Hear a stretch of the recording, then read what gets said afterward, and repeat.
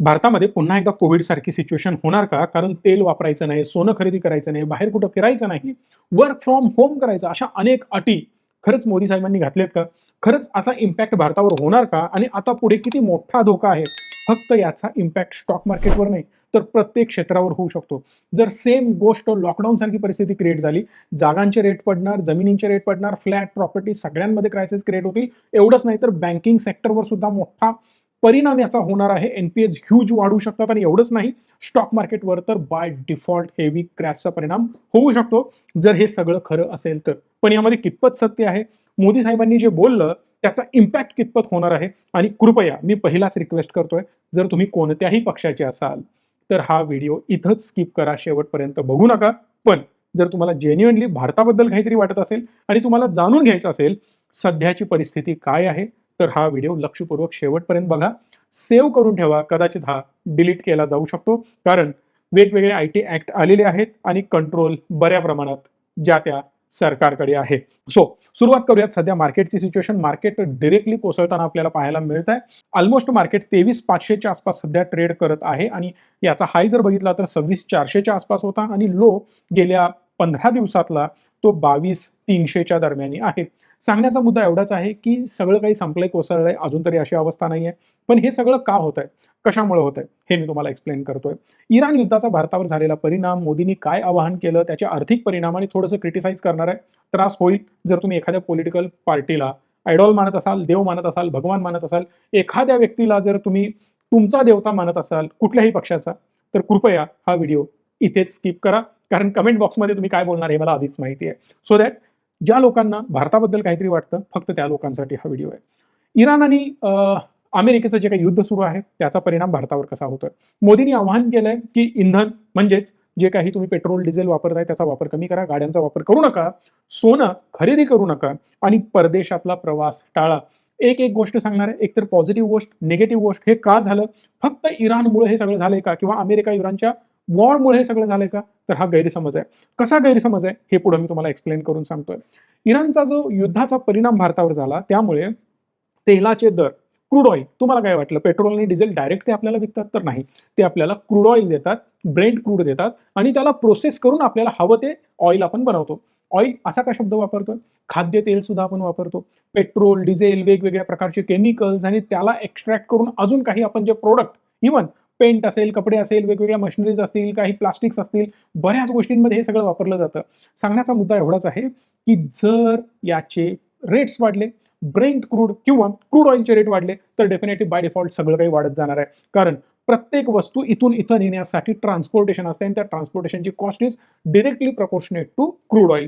Crude oil जेवढं महागणार तेवढी प्रत्येक गोष्ट महागणार. फॉर एक्झाम्पल, हा माऊस आहे माझ्या हातामध्ये, हा बनवण्यासाठी शेकडो हजारो कॉम्पोनंटची गरज असते आणि हे वेगवेगळे कॉम्पोनंट वेगवेगळ्या कंपन्या बनवतात. त्यासाठी वेगवेगळ्या कंपन्या रॉ मटेरियल्स प्रोव्हाइड करतात. त्याचं मॅन्युफॅक्चरिंग त्याच्या आधी कुठेतरी होत असतं. सो प्रत्येक ठिकाणाहून त्याचं ट्रान्सपोर्ट होत होत होत होत एका ठिकाणी शेवटी येतं. शेवटी त्याची असेंब्ली होते. तिथून परत मेन स्टॉकिस्ट, डिस्ट्रीब्युटर, मग रिटेलर तिथं कार घेऊन, बाईक घेऊन जाणार, ते परचेस करणार, मग घरी घेऊन येणार. या प्रत्येक गोष्टीमध्ये ट्रान्सपोर्ट इन्व्हॉल्ड आहे. यालाच म्हटलं जातं क्रूडमुळे मोठा इम्पॅक्ट बिझनेसवर होणं आणि त्याच बिझनेसचा इम्पॅक्ट आणि त्याची पार्श्वभूमी आता आपण डिटेलमध्ये एक्सप्लेन करणार आहोत. इराण युद्धामुळे जागतिक तेल व गॅस पुरवठ्यात अनेक अडथळे निर्माण झालेले आहेत. यामुळे ऊर्जा वाहतूक अडथळा तुम्हाला माहितीच आहे, तेलांच्या किमती वाढलेल्या आहेत. आर्थिक परिणाम तुम्हाला माहितीच आहे, कारण जेव्हा आपण एखादी गोष्ट परचेस करतो दुसऱ्या देशातून, विच इज कॉल्ड इम्पोर्ट करणं, इम्पोर्ट करताना आपल्याला डॉलरची गरज भासते. म्हणजे आपण दुसऱ्या करन्सीला स्ट्रॉंग बनवतो. सप्लाय आणि डिमांडचा खेळ डोक्यामध्ये फिक्स ठेवा. एखाद्या गोष्टीची डिमांड वाढू लागली की त्याची प्राइस पण वाढू लागते. जसं मी आंब्याच्या सीझनचं उदाहरण तुम्हाला बऱ्याच वेळेला दिलंय, कारण आता सुद्धा आंब्याचा सीझन सुरू आहे. सुरुवातीला आंब्याच्या एका पेटीचा रेट किंवा एक डझनचा रेट आपण म्हणू शकतो 5,000 होता, 10,000 होता, तो 1,000 वर आला. आता 500 रुपयांनी सुद्धा तुम्हाला आंबे पाहायला मिळतात आणि 200 रुपयांनी सुद्धा पाहायला मिळतात, which is directly proportionate to supply आणि डिमांड. सुरुवातीला तुम्हाला माहितीच आहे की सप्लाय कमी असतो आणि डिमांड जास्त असते. प्रत्येकाला आंबे हवे असतात ना, त्यामुळे लिमिटेड सप्लायमुळे रेट जास्त असतात. मग नंतर रेट कमी का होतात? प्रत्येकाच्या झाडाचे आंबे येऊ लागतात, परिणामी रेट कोसळू लागतात, कारण प्रत्येकाला आपला माल विकायचा असतो. तो 1,000 देतोय, मी 950 देतो, तो 950 देतोय, मी 900 देतो. हे सगळे घ्यायला तयार आहेत ना? अजून कमी कर, अजून कमी कर. मग एक लिमिट येतं, मी याच्या खाली काही येणार नाही. मग सगळ्यांचा सप्लाय आणि सगळ्यांची डिमांड एका लेव्हलला स्थिर होते. आता इथं पण तसंच आहे. जेव्हा जेव्हा यांच्यामध्ये युद्ध होतात त्यावेळेला या सगळ्या गोष्टींचे प्रॉब्लेम सुरू होतात आणि म्हणून मोदी साहेबांनी आवाहन काय केलं आपल्याला?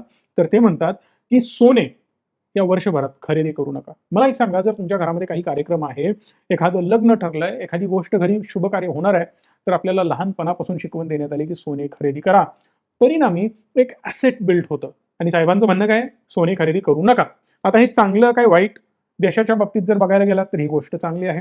सोने खरेदी करणं म्हणजे परकीय चलन त्याला जास्त बढावा देणं, कारण सोनं आपण इम्पोर्ट करतो. पण फोकस कशावर पाहिजे होता?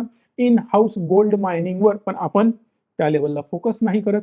मी जर काही गोष्टी बोलायला लागलो ना, चक्कर येईल तुम्हाला, चक्कर. याचा सेकंड पार्ट मी बनवू शकतो 1 तासाचा, अर्ध्या तासाचा किंवा मे बी त्याच्यापेक्षा जास्त होईल. डोक्याच्या खिडक्या अशा काही तुमच्या उघडतील ना, सध्या इकॉनॉमीमध्ये काय चाललंय हे सगळं तुम्हाला समजायला लागेल. पण जर तुम्ही कोणत्या एका पक्षाचे नसाल तर मी हा व्हिडिओ बनवू शकतो. तुम्ही जर पार्ट 2 कमेंट केली ना, तर असे काही बॉम्ब मी फोडेन त्या व्हिडिओमध्ये, की मला थोडं जड जाईलच, पण तुमची तयारी असायला पाहिजे. You should be open minded आणि क्लिअरली तुम्ही बायसनेस बाजूला ठेवून तो व्हिडिओ बघायला पाहिजे. सोन्याची खरेदी थांबवा, हे त्यांनी आवाहन केलं. परदेश प्रवास कमी करा. परदेश प्रवासावर काय खर्च होतो ना, ते मी तुम्हाला पुढे सांगणार आहे. वर्क फ्रॉम होम करा. कंपन्यांना बांबू लागेल साहेब, एवढं सोपं नाहीये. आता कुठं कोविडच्या लॉकडाऊनमधून आपण बाहेर पडलोय. वर्क फ्रॉम होम अजून आयटी सेक्टरमध्ये सुरळीत लागलेलं नाही. बऱ्याच वर्क फ्रॉम होमवाल्या लोकांना काढून टाकण्यात आलंय आणि परत एकदा जर तुम्ही वर्क फ्रॉम होमची घोषणा करत असाल, तर खूप लोकांना ते जड जाऊ शकतं. नोकऱ्या टिकणं कठीण होईल आणि परिणामी कंपन्यांना सर्व्हाइव्ह करणं जड जाऊ शकतं आणि कंपन्या अशाच अल्टरनेटिव्ह वेच्या शोधात असतात, जे की एआयनी त्यांना अल्टरनेटिव्ह दिलाय, ज्यामुळे लोकांची गरजच नाही. जिथं 10-10, 20-20 लोकं लागत होते, तिथं हार्डली एखादा माणूस काफी आहे आणि त्या 18-19 लोकांची नोकरी त्या एआयनं खाल्ली. परत आपण तिथंच घुसत असेन आणि घरी बसण्याचे सल्ले देत असाल, जेनजीची अजून वाट लागू शकते, जिथं माइंडसेट त्या जेनजीचा बेल्ट तसा झालेला नाही. जेन झी खूप मोठ्या संकटांना सामोरं जावं त्यांना लागू शकतं. सार्वजनिक वाहतूकचा वापर करा. आता बरेच लोक क्रिटिसाइज करतात, की सार्वजनिक वाहतूक आहे तरी कुठे? काय लेव्हलची आहे? लालपरीची अवस्था काय आहे? प्रत्येकाच्या ऑफिशियल वेळेमध्ये प्रत्येकाच्या स्टेशनजवळ बसेस अवेलेबल आहेत का? खेडेगावांमध्ये ट्रान्सपोर्टेशनची वाताहात झालेली आहे. एसटी कर्मचाऱ्यांचे लफडे काही संपत नाहीयेत. त्यांची चूक नाहीये. त्यांना वेगवेगळे एकापेक्षा एक हुशार नेते येतात, आश्वासनं देतात, त्यांची वाट लावतात. हे रेग्युलरली सुरूच आहे. पण त्याच्या पुढे जाऊन खाद्यतेलाचा वापर कमी करा, हे सुद्धा साहेबांनी सांगितलंय. जस्ट इमॅजिन, कचोरी, समोसा, तळलेले वडापाव वगैरे खाणं तुम्ही बंद करणार आहात का? कारण तोच एक प्रोडक्ट आहे जो लोकांना स्वस्त मिळतो. पिझ्झा, बर्गर तर परवडेबल नाहीये. त्याची कॉस्ट तर आपल्या लोकांना झेपणार नाहीये. हाच तर 10, 15, 20 रुपयांचा प्रोडक्ट खाऊन आपण व्यवस्थित राहतोय. ॲट जिवंत राहतोय. कारण इन्कमची वाट लागली आहे लोकांची. पण खाद्यतेल डेफिनेटली आपण कमी करायला पाहिजे. रिझन बिहाइंड दॅट की आपली हेल्थ चांगली राहील. थोडंसं हेल्दी राहणं पण गरजेचं आहे. तुम्ही त्यावेळी तसं पॉझिटिव्ह त्याला घ्यायला पाहिजे. क्रिटिसाइज करणारे लोकं म्हणतात, की तुम्हाला आता लोकांना पोटाला पण तुम्हाला खाऊ द्यायचं नाहीये का? मग कसं जगायचं आम्ही? रासायनिक खतं याचा वापर कमी करा. मी पुन्हा एकदा सांगतोय, सगळ्यात जास्त जर वाट कुणाची लागणार असेल तर शेतकऱ्याची लागणार. डायनासोर सारखी अवस्था होणार आहे. संपुष्टात शेतकरी येणार आहे आणि या देशातून शेतकरी समूळ नष्ट होईल. त्रास होतोय, ऐकायला जड जातंय, पण हे होणार आहे. जगात सगळं काही बदलतंय, पण शेतकरी बदलत नाही. ही चूक त्याची आहे का? तर 100% नाही. पण एक चूक त्याची आहे. शेतकरी पायात पायतान घालतो, पण ते घट्ट नाहीये. त्याला योग्य वेळी ते काढता येत नाही. त्याच्या हातात हत्यार आहे, पण ते जमिनीवरच चालतं. इतर गोष्टींवर चालवण्याची ताकद त्याच्यामध्ये अजूनही बिल्ट झालेली नाही. ना शेतकऱ्यांची संघटना चांगली बिल्ट झाली आहे. आणि याचाच गैरफायदा घेत 60% शेतकरी आहेत भारत देशामध्ये. पण त्यांच्या बाजूनी एकही कायदा नाही. त्यांच्या बाजूनी एकही फायदेशीर गोष्ट कुठलंही सरकार करताना आपल्याला पाहायला मिळत नाही. कृपया त्यांचा कर्जमाफी केली किंवा 1-2 गोष्टी फुकट दिल्या, हे कौतुक कमेंट बॉक्समध्ये सांगू नका. कारण this is not a long term solution. Short term solution 4 पैसे तोंडावर मारले, भिकाऱ्याला दिल्यासारखं दिले, याचा अर्थ काहीही पॉझिटिव्ह इम्पॅक्ट त्या व्यक्तीच्या जीवनात होणार नाही. मी शेतकरी कुटुंबातून येतोय आणि आय नो की रासायनिक खतांचा वापर बंद केला, भिकेला लागेल शेतकरी. कारण ऑर्गॅनिक शेती हे ऑफिसमध्ये चांगल्या एसीमध्ये, मी सुद्धा ऑफिसमध्ये चांगल्या एसीमध्येच बसतोय. इथून हवेत बोलणं सोपं आहे, पण जेव्हा तिथं ऑर्गॅनिक शेती करायला जाल, वाट लागेल. एवढं सोपं नाही, कारण त्यात लागणारी कॉस्ट, इनपुट कॉस्ट आणि जी सेलिंग कॉस्ट आहे ती कधीच मॅच होऊ शकणार नाही. प्रॉफिट मार्जिनची वाट लागते. यावर काही उपाययोजना नाहीत. आणि स्वदेशी वस्तू खरेदी करा. आपण घंटा बनवतोय आपल्या देशामध्ये काहीच बनवत नाहीये.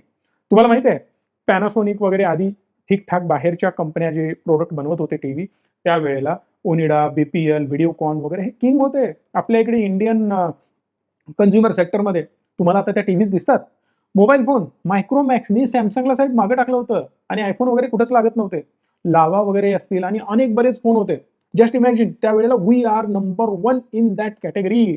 कॅमेरा सेगमेंटमध्ये इंडियन कंपनीज नंबर 1 होत्या, झोपल्या, गायब झाल्या. या कंपनीज आता सध्या आपल्याला दिसत नाहीत. वॉशिंग मशीन, फ्रीज, प्रत्येक सेक्टरमध्ये, लाईट्समध्ये वी आर द नंबर 1 कॅटेगरीमध्ये आपण होतो. पीसीज मॅन्युफॅक्चरिंग आपण करत होतो चांगल्या प्रकारे, पण हळूहळू या सगळ्या कंपन्या नामशेष झाल्या. परत चायनीज मार्केटने आणि यूएस मार्केटने आपल्या मार्केटवर कब्जा केला आणि आपलेच मंत्री संत्री सांगतायत की अमेझॉन सारख्या कंपन्या भारतात येतात आणि स्वस्त माल विकतात, लॉसेस बिअर करतात आणि आपल्या लोकांना संपवतात. मग तुम्ही काय करताय? गोट्या खेळताय का? हे पण बघणं गरजेचं आहे. इन शॉर्ट, हे जे काही सांगितलं जातं, या 7 गोष्टी ज्या त्यांनी सांगितलेत कमी करायचं आहे, सोन्याची खरेदी कमी करा, पेट्रोल डिझेलचा वापर कमी करा, परदेशामध्ये जाणं तुम्ही कमी करा. मध्यमवर्गीय माणसाला परदेशामध्ये फिरणं एवढं सोपं नाही आहे साहेब. हे तुम्ही सांगायला पाहिजे कॉर्पोरेट्सना, हे तुम्ही समजावून सांगायला पाहिजे सरकारी अधिकाऱ्यांना, जे ताफा घेऊन फिरतात परदेशांमध्ये. अशा प्रकारे हे क्रिटिसाइज तर केलं जात आहे, पण याचं आर्थिक कारण समजून घेण्याचा आता प्रयत्न करा. इथं तुमचे डोळे उघडणार आहेत आणि इथं जर डोळे उघडले तर तुम्ही कमेंट करणार पार्ट 2, कारण त्या पार्ट 2 मध्ये जे मी तुम्हाला सांगणार आहे ना, भारत देशामध्ये सुधारणा इम्पॉसिबल आहे. शब्द कठीण वाटतोय, निगेटिव्ह वाटतोय, पण जे स्टेटमेंट पंतप्रधानांनी केलेत विच इज क्लिअरली निगेटिव्ह आणि त्याचा मार्केटवर ह्यूज निगेटिव्ह इम्पॅक्ट होतोय. हे सहन करणं, पचणं तुम्हाला जड जाईल, पण लक्षात घ्या, आपल्या सरकारमधल्या मंत्र्यांचे स्टेटमेंट, मोठ्या मोठ्या नेत्यांचे स्टेटमेंट मला काढून दाखवा. किती पॉझिटिव्ह स्टेटमेंट आपण केले जे मार्केटच्या दृष्टीने जातील. किती वेळेला तुम्ही गॅरंटी घेतली की माझ्या इकॉनॉमीचं मी बघतो, आग लागू दे जगाला, भारतीय इकॉनॉमी हलणार नाही, आम्ही दाखवतो आम्ही कोण आहोत. आम्ही मॅन्युफॅक्चरिंग, मेक इन इंडियावर फोकस करू, इंडियन कंपन्यांवर आपण फोकस करू, इंडियन कंपन्यांना ग्रो करण्यासाठी आपण बरोबर गेम टाकू आणि बाहेरच्या कंपन्यांना कसा टॅक्स लावायचा आणि कसं त्यांना इंडियन इकॉनॉमीमधनं बाहेर काढायचं हे आपल्याला बघावं लागेल. पण जे नंबर आता इंडियन इकॉनॉमीमध्ये जीडीपीची ग्रोथ दाखवणारे नंबर आहेत ते क्लिअरली सर्व्हिस सेक्टर मधले आहेत. तुम्ही म्हणाला, ओ सर्व्हिस सेक्टर साहेब, एक्सपोर्ट करत होतो ना आपण आयटी सेक्टरमध्ये, हे सगळे एक्सपोर्ट्स आता संपुष्टात आलेत कारण आयटी कंपन्या अडचणीत आलेत. बरं, मग बाकी सर्व्हिस, अर्बन कंपनी मॉलिश करायला येतात तुमच्या घरी, झोमॅटो, स्विगी फूड डिलिव्हरी करायला येतात, छोटे मोठे आयटम ग्रॉसरीज डिलिव्हरी करायला येतात. होतंय काय तुम्हाला माहिती आहे का? मी यांना क्रिटिसाइज करत नाही. They have done really great job. खूप चांगला बिझनेस त्यांनी डेव्हलप केलाय. मला अजिबात त्यांना क्रिटिसाइज करायचं नाहीये. पण इनोव्हेशन भारतात नाही. एआय आलं, वाट लावून गेली एआयने. भारत 0 नंबरला आहे साहेब, 0. जड जाईल ऐकायला, पचायला जड जाईल. मी कुठल्याही पक्षाचा समर्थक नाहीये, परत एकदा सांगतो. मला बिलकुल वाटत नाही की काँग्रेस सत्तेत यावं किंवा आम आदमी यावी किंवा भाजप जावं किंवा XYZ कोणीतरी तामिळनाडूची देसम पार्टी बेटी कोण आहेत किंवा ममता दिदींनी पंतप्रधान बनावं. I don't care. मला यापैकी कोणामध्येही इंटरेस्ट नाही, ना माझा कोणी यातला पाहुणा आहे. सांगण्याचा मुद्दा सिंपल आहे. आता कोणीही येऊ दे, देश या कचाट्यातून बाहेर पडणं सोपं नाही आणि 100% या सगळ्या नेते मंडळींनी मिळून एक ट्रॅप बनवलाय आणि हा ट्रॅप बनवू तुम्ही दिलाय आणि मी दिलाय. त्यामुळे आपण दुसऱ्या माणसाला दोष देण्याआधी बोट स्वतःकडे दाखवायला पाहिजे. या सगळ्यासाठी पहिला मी जबाबदार आहे. कारण आ बैल मुझे मार हे मी म्हटलं. 500ची नोट घेऊन मी मतं टाकली. 500च्या जेवणासाठी मी त्यांना मतं टाकली. 500 रुपयाचं वीज बिल माफ होतंय म्हणून मी त्याला मतं दिली. फालतू आश्वासनं, लाडकी बहिणा मला मिळतं म्हणून मी मतदान केलं आणि हे पहिल्यापासून होत आलंय. काँग्रेसनीही हेच केलं. त्याचं नेक्स्ट व्हर्जन भाजपनी बनवलं, बाकी आम आदमींनी बनवलं किंवा इतर कुठल्याही तामिळनाडूमध्ये आता फ्री इलेक्ट्रिसिटी वगैरे वाटणार यांच्या बापाचा माल असल्यासारखं हे लोक वाटतायत आणि यामुळे देशाची वाट लागते. जस्ट इमॅजिन, फ्री ट्रान्सपोर्ट आपण देतोय महिलांना. तुम्हाला कळतंय फ्री ट्रान्सपोर्ट देण्याचा इम्पॅक्ट काय झाला? याच्यामुळे पेट्रोल डिझेल अजून जास्त वापरलं जाते कारण मला फुकट फिरायला मिळते, लोक फिरतात. बरं, तुम्ही म्हणाल तुमच्या का पोटात जळतंय? साहेब, हा पैसा आपण चांगल्या पॉझिटिव्ह वेनी वापरू शकलो असतो. त्यांच्यासाठी बिझनेस बिल्ड करणं, त्यांच्यासाठी कन्स्ट्रक्टिव्ह वेनी गोष्टी बनवणं, त्याच शेतकऱ्याच्या मालाला भाव देऊन आपण एक्सपोर्ट करणं, आपल्या देशाला हवं तेवढं आपल्याकडे ठेवून घेणं आणि भाव एक्स्ट्रा देणं. कष्टाचे पैसे जो कमवतो ना, तो 100 कमवतोय, त्याच्याऐवजी त्याला 500 द्या ना. चुकीच्या मार्गाने जर तुम्ही त्याला पैसे देत असाल मतदान मिळवण्यासाठी आणि पुढच्या पार्ट्या पण हेच करत राहणार, नेक्स्ट टू इम्पॉसिबल आहे आता लवकरात लवकर भारताला बदलणं. येणारी पुढची पिढी याच्या विरोधात आंदोलन करेल आणि एक मोठा भडका उडेल या देशामध्ये. त्यावेळेला या सगळ्या गोष्टी सुधारायला चालू होतील. या नियर टर्ममध्ये सुधारणं नेक्स्ट टू इम्पॉसिबल आहे. आणि हे सगळं का होत आहे, तर आपल्याकडचे फॉरेक्स रिझर्व्ह कमी होत आहेत. एक परवाचा डिसिजन मी तुम्हाला सांगतो. गव्हर्नमेंटनी आरबीआयने डिसिजन काय घेतला, तर रुपया परचेस करायचा. आपल्याकडे डॉलर्स होते, डॉलर काढून टाकले आपण, रुपया परचेस केला. यांना वाटलं अरे इकॉनॉमी स्ट्रॉंग झाली, रुपया स्टेबल झाला, रुपया वधरला वगैरे वगैरे बातम्या यायला सुरू झाल्या. 2-4 दिवसात टाय टाय फिस. का झालं, कारण फंडामेंटल स्ट्रॉंग करणं गरजेचं आहे साहेब. आर्टिफिशियल गोष्टी काही दिवसांसाठी असतात, लॉंगर टर्ममध्ये या गोष्टी कधीच काम करणार नाहीत. यामुळे फॉरेक्स रिझर्व्ह कमी झाले, परत रुपया आहे तसा आपटलेला आहे. अवस्था आजही रुपयाची वाईट आहे. जेव्हा जेव्हा साहेबांनी गोष्टी केल्या किंवा या घोषणा केल्या तेव्हा तेव्हा याचे चुकीचे परिणाम पाहायला मिळाले. क्रूड ऑइलचा रेट $105 प्रति बॅरेलच्याही वर क्रॉस करून गेला, 150 पर्यंत गेलेला दिसला. ज्या वेळेला घोषणा करण्यात आली ऑइल कमी वापरा, लोकांनी रांगा लावल्या. प्रत्येक पेट्रोल पंपवर, डिझेल पंपवर तुम्हाला ढीग गर्दी दिसायला सुरू झाली. बरं, नंतर घोषणा केली सिलेंडर कमी वापरा, तुटवडा आहे. लोकांनी अक्षरशः जीव घालवले लाईनमध्ये उभा राहून. Just imagine. मग जर तुम्हाला माहिती आहे आपल्या देशामध्ये जनता किती सुज्ञ आहे, कशी जनता आहे, नेते मंडळी कशी आहे, मग मरायला अशा निगेटिव्ह घोषणा सरकारने नाही करायला पाहिजेत, हे माझं स्पष्ट मत आहे. जस्ट इमॅजिन, जसं घोषणा झाली लोकांनी सोनं खरेदी करायला चालू केले. सोन्याची आयात जी आपली 72 अब्ज डॉलर, म्हणजे तुम्ही जस्ट इमॅजिन करा, 72 अब्ज डॉलर मध्ये मी बोलतोय, एवढी मोठी आयात होते. बरं झालं काय, एखाद्या गोष्टीची प्राइस, आंब्याचं उदाहरण दिलं ना, सप्लाय वाढला की रेट कमी होतो, सप्लाय कमी झाला की रेट जास्त होतो. काय झालं, सोन्याचं खरेदी करायला चालू केली लोकांनी. मरणाची खरेदी होती आता गेले 2 दिवस झालं. परिणामी सोनं गेल्या लो जे होते ते तुटले सगळे, आता परत हायर हाईज म्हणायला सुरुवात झाली आहे. म्हणजे काय, येत्या काही दिवसात हाय ब्रेक करेल की काय सोन्याची, अशी अवस्था आपल्याला पाहायला मिळेल. मग हे सगळं मॅनिप्युलेशन केलं जात आहे का? ज्या प्रकारे डोनाल्ड ट्रम्प हा थर्ड क्लास माणूस जगावर अडचणी घेऊन येतोय आणि इन्सायडर ट्रेडिंग करून पैसे कमवतोय, याची पहिल्यांदा बातमी मी दिली होती. जेव्हा त्याने या सगळ्या गोष्टींची सुरुवात केली ना, आणि तेव्हाच मी सांगितलं होतं, हिंदी व्हिडिओज माझ्या जाऊन बघा. मी रिक्वेस्ट करेन तुम्हाला की हा रिपीटेडली हे करत राहणार आणि हे सगळं पैशासाठी जोर आहे अमेरिकेचं, दुसरं काही कारण नाहीये. आणि भारत जे काही स्टेप घेतोय तो स्वतःला अडचणीत आणणाऱ्या स्टेप घेतोय, असं मला पर्सनली कुठेतरी वाटतंय. सो परदेशावरचा जो होणारा खर्च आहे, फॉर एक्झाम्पल $30 अब्ज जो खर्च होतोय, साहेब कोण करतंय हा खर्च? आपण कधी सर्व्हे केलाय का? मी जो पार्ट 2 बनवणार आहे ना, या सगळ्या गोष्टींचे खुलासे करणार आहे. जर तुम्हाला हवा असेल तर, अदरवाईज मी बिलकुल बनवणार नाहीये.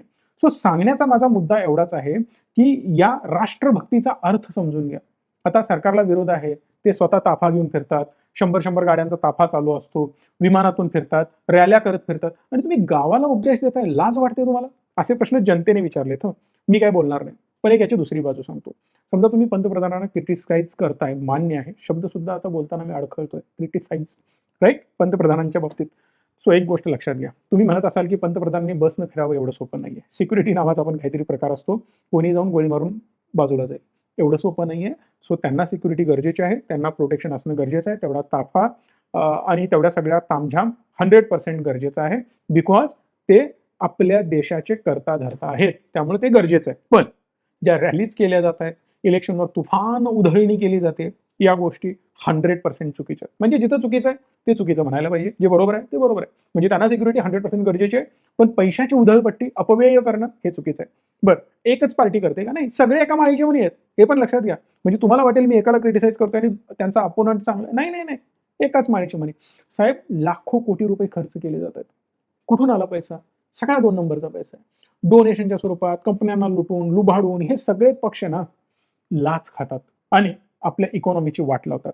आता एक गोष्ट सांगितली जाते, याचा निष्कर्ष काय मी तुम्हाला सांगतो. ही बंदी नाही तर देशासाठी विनंती आहे. बघा, तुम्हाला प्रयत्न करता येत असेल तर मी पण रिक्वेस्ट करेन तुम्हाला, कमीत कमी पेट्रोल डिझेल वापरा. यामुळे काय होणार, तुमचा स्वतःचा फायदा आहे की नाही सांगा, तुमचे 4 पैसे वाचतील. सोनं चांदी खरेदी गरज नसेल, दागिने बिलकुल खरेदी करू नका. ETF वगैरे घेऊन ठेवा, कोणी किती बोंबलू दे, आपण ऐकायचं नाही. ETF वगैरे या गोष्टी घेऊ शकतो, बिकॉज दिस इज इन्व्हेस्टमेंट. हा, तेलाचा वापर कमी करा, तर यानं काय होईल, तुम्ही हेल्दी राहाल, 4 पैसे वाचतील, आजार पण कमी येईल, तुमचा दवाखान्याचा खर्च कमी होईल. सांगण्याचा मुद्दा काय, स्वतःचा पण फायदा आहे, देशाचा पण फायदा आहे. मग करायला काय अडचण आहे? मग मी तुम्हाला एक प्रश्न विचारतो, जर सीमेवर उभारणारा आपला एक सैनिक जर म्हणत असेल की अरे नाही हे सगळं पहिला तुम्ही करा आणि मग मी बघतो लढायचं का नाही, असं होणार आहे का? नाही. तो तत्परतेने लढतोय ना, मग आपणही थोडं देशासाठी कॉन्ट्रिब्युशन दिलं पाहिजे. आणि हे जे प्रश्न आपण विचारतोय ना, हे मतं टाकताना विचारा. प्रत्येक लोकल एखाद्या नेत्यापासून टॉप नेत्यापर्यंत मतं मागायला आला ना, विचारायचं, "कुठनं पैसे आले एवढे? काय उधळतोयस रॅलीवर? हे काय फालतू नाटक आहे? हे कुठले बॅनर्स आहेत? प्रत्येक चौकात तुझे फोटो आहेत. बापाची पेंट आहे का तुमच्या? कुठनं आलंय? आमचे बॅनर्स लावू का आम्ही प्रत्येक चौकात? हे पॉसिबल आहे का? नाहीये. लगेच काढले जातात ते. मग तुला परमिशन कोण दिली? पैसा एवढा कुठून आला? जर कॅल्क्युलेशन केले ना साहेब, लाखो करोडो रुपये, लाखो करोड म्हणतोय मी, लाखो करोड रुपये एका साध्या इलेक्शनमध्ये उडवले जातात. तुम्ही राज्यांच्या आणि देशांच्या इलेक्शनबद्दल मी बोलतच नाहीये. सो या गोष्टी बदलणं खूप गरजेचं आहे. मग या सगळ्याचा अर्थ तुम्ही काय लावणार? संपलं, खतम, टाटा, बाय-बाय. आवटे साहेबांनी सांगितलंय आता, इकॉनॉमी काय वर जात नाही, गंडलंय सगळं. नाही, तसं नाहीये. डायरेक्ट एक्स्ट्रीम होण्याचं जे आपली थॉट प्रोसेस बनली आहे. बघा, आता तुमच्यापैकी बरेच लोकं तुम्ही ऑब्झर्व्ह करून बघा, मी सांगतोय म्हणून आणि सतसत विवेक बुद्धी थोडीशी जागी ठेवा. देशाला पहिला पुढे ठेवा आणि आपल्या विचारांना देशाच्या बाजूनी कसं वळवता येईल याचा थोडासा विचार करा. तुम्ही तुमच्या जवळच्या लोकांचा सर्व्हे करा. एक तर डावा असणार, एक तर उजवा असणार. तुम्ही म्हणाल डावा उजवा काय? विचारांचा. एक्स्ट्रीम, न्यूट्रल हा प्रकारच राहिलेला नाही बाबा. अरे दोन्ही पण चांगले लोक आहेत. हिंदू लोक चांगले आहेत, मुसलमान लोक चांगले आहेत, ख्रिश्चन लोक चांगले. प्रत्येकाच्या नावाने जर आपण ठोकत सुटलो ना, राहणार कोण? आज आपण जातींमध्ये भांडणार. बरं, सगळ्या जाती संपल्या, एक जात कुठली तरी उरली. बरं, त्या जातीत परत तू मोठा काय मी मोठा यावरनं चालू होणार. तू स्त्री मी पुरुष चालू होणार. मग परत तू वरच्या कुळातला मी खालच्या कुळातला हे चालू होणार. आपण हेच करत बसायचं आहे का? हे पॉसिबल नाहीये. दुसरी महत्त्वाची गोष्ट, मार्केटमध्ये जर तुम्ही बघितलात, आज मार्केट स्क्रीनवर बघा, याचा पीई रेशो तुम्हाला सांगतोय की तो त्याच्या मीडियनपेक्षा पण खाली आलेला आहे. याचा अर्थ आज मार्केट, आजच्या सिच्युएशन सुद्धा अशी असून सुद्धा आपण स्वस्त रेटला आहोत. कळतंय काय बघा? मार्केटमध्ये एंट्री कधी घ्यायची असते? जेव्हा मार्केट आपल्याला त्रास देतं. मार्केटमध्ये गडबड सुरू असते.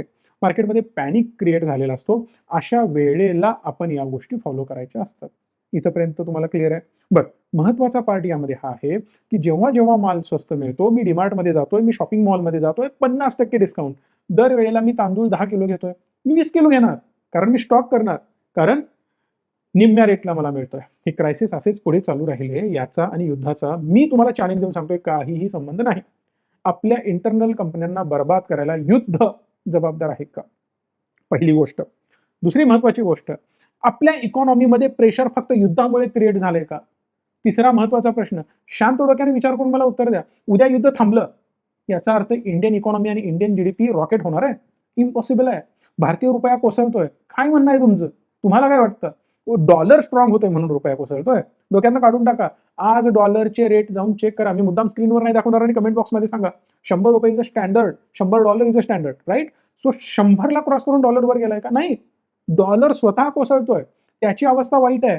मग त्याच्या कंपॅरिझनमध्ये आपण अजून मरतोय, आज जातोय. याचा अर्थ समजून घ्या, आपण अजून अडचणीत येतोय. मग याचा अर्थ जर युद्ध थांबलं, या सगळ्या गोष्टी सुरळीत होणार आहेत? नाही. बरं, अशीच सिच्युएशन असताना चायना का स्ट्रॉंगली स्टँड करतोय? हीच युद्ध सुरू असताना अमेरिका का स्ट्रॉंगली स्टँड करतोय? जगभरातले बरेच मार्केट चांगलं परफॉर्म करतायत, पण इंडियन इकॉनॉमीवर प्रेशर काय येतंय? जिथं आपण तिसऱ्या, चौथ्या, दुसऱ्या, पहिल्या नंबरला जाणार होतो, परत आपण खाली का येतोय नंबर एक एक एक एक तोडत? याचं रिझन थोडासा विचार करण्याचा प्रयत्न करा आणि जर ते हवं असेल तर मी दुसऱ्या पार्टमध्ये सांगेन. परिणामी इकॉनॉमी संपली, गंडलंय, सगळं काही तोट्यात गेलंय, हे डोक्यातनं काढून टाका. मार्केट ठीकठाक परफॉर्म करतंय आणि ज्या गोष्टी सुरू आहेत त्या गोष्टींना डिस्काउंट करून परफॉर्म करतंय. पण ज्या वेळेला हे सगळं थोडंसं चांगलं दिसेल आपल्याला, त्यावेळेला मार्केट एक्सपेन्सिव्ह होण्याचा प्रयत्न करेल आणि परिणामी अग्रेसिव्ह ग्रोथ आपल्याला दिसेल. पण माझी एक अपेक्षा आहे, आपल्या नेते मंडळींनी तोंड थोडंसं शांत ठेवावं, चांगलं ठेवावं. सकाळी उठल्यानंतर तोंडात साखर टाकावी, ना की शेण टाकावं. परिणामी मार्केट, परिणामी देश हा कसा स्टेबल होईल, आम्ही कसे स्ट्रॉंग आहोत, आम्ही कसे एकत्रित आहोत, आमचे रोडमॅप्स काय आहेत, प्रत्येक संकटाला संपवण्यासाठी आम्ही उभे आहोत, हे स्ट्रॉंगली आपल्या प्रत्येक मंत्र्यांना सांगितलं पाहिजे आणि त्यावेळेला अभिमानानं आपण प्रत्येक मंत्र्याच्या पाठीशी उभे राहू. आज जे काही मोदी साहेबांनी आवाहन केलंय, आपण त्याला फॉलो करण्याचा प्रयत्न करूयात. आपल्या प्रत्येकाच्या परीने फुल ना फुलाची पाकळी देण्याचा प्रयत्न करा. भले तुम्ही विरोधी पार्टीचे असाल, आपल्याला देशासाठी काम करायचं आहे. आय होप की व्हिडिओ आवडला असेल. जे काही प्रश्न असतील बिनधास्त कमेंट बॉक्समध्ये कमेंट करा. कमेंट्स मी कधीही ऑफ करत नाही. आपण पुढचा पार्ट हवा असेल कमेंट बॉक्समध्ये सांगा, पार्ट 2. डिटेलमध्ये मी तुम्हाला समजावून सांगेन की इकॉनॉमी कुठं आहे, काय होतंय, कुठं चुकतंय, मग काय होऊ शकतं आणि आपल्याला इन्व्हेस्टमेंटच्या स्ट्रॅटेजीज काय ठेवायला पाहिजेत. धन्यवाद. Stay tune and stay positive.